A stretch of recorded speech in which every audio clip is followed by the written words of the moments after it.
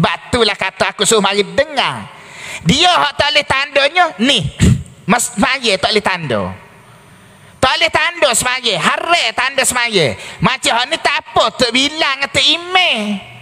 Bapa? Pasal belakang tak email ni kena ada timbalan dia. Sebab dia nyok gati. Bapa kita tak jadah. Kalau tak letak sejadah, hak capra mana? Tahu mari duduk belakang tak email. Ya dia tehoh buat siratul labi lagi tehoh.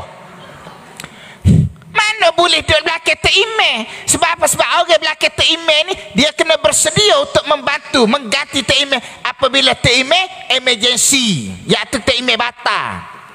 Maka kena orang pandai. Lagu mana nak tahu orang pandai? Dia pun tak jadah. Orang lain tak berani naik. Sebab apa? Sebab ada tuedah.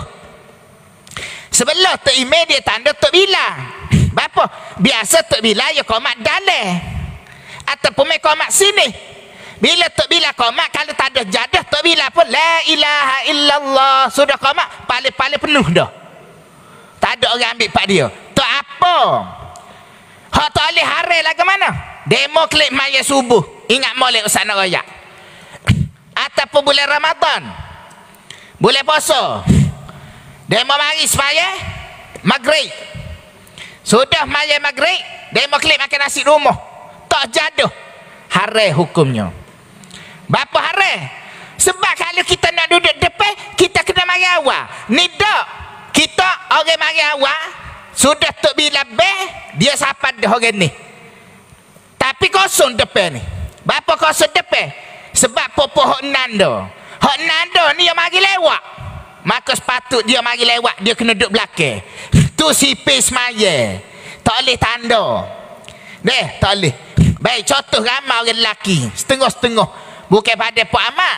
Tak tahulah benua Afrika mana ni. Dia mari semaya subuh pagi sujud jadah. Hari Jumaat, maya subuh ke sujud jadah. Tak imam baca surah sejadah. Maya subuh bukan niat maya sujud jadah.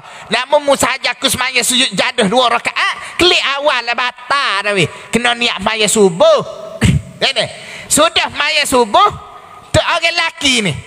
Dia pun nak klik lepas maya subuh ataupun lepas kuliah subuh. Dia petok kain serba dia. Kain siah warna merah. Dia nak kain serba. Dia tok kain serba dia. Kain hok klik Mekah warna merah tu. Dia peltok. Orang lain hok mari lah ni Zuhur tak ada ke satu. Orang lain mari pukul 12.30 duduk belakang. Mari 12.45 duduk belakang. Tak boleh mari depan pasal ada kain dia 5 orang ni nanda. Maka hok mari awal tu patut dia boleh duduk depan.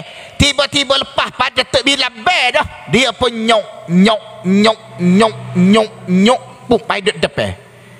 Orang mari awal tak boleh duduk depan. Kita AJK tak boleh walaupun AJK. Melainkan petugas. Petugas mana?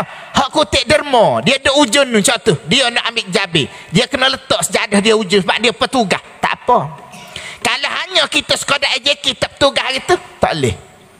Ini hukumnya. Itu cara kaedah. Dengan molek oyak. Kalau semaya, tak boleh tanda.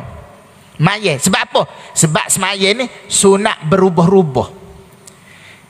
Kena berubah. Maya duha situ. Sunat. Semaya terawih. Jangan duduk 40. Malam pertama duduk lenu. Malam kedua duduk lenu. Malam 3 duduk lenu. Berubah semua. Kenapa? Kerana maya sunat berubah. Semaya fardu duduk lah. Dan kalau duduk depan ni lebih baik duduk depan pahala bahar. Tapi maya sunat berubah.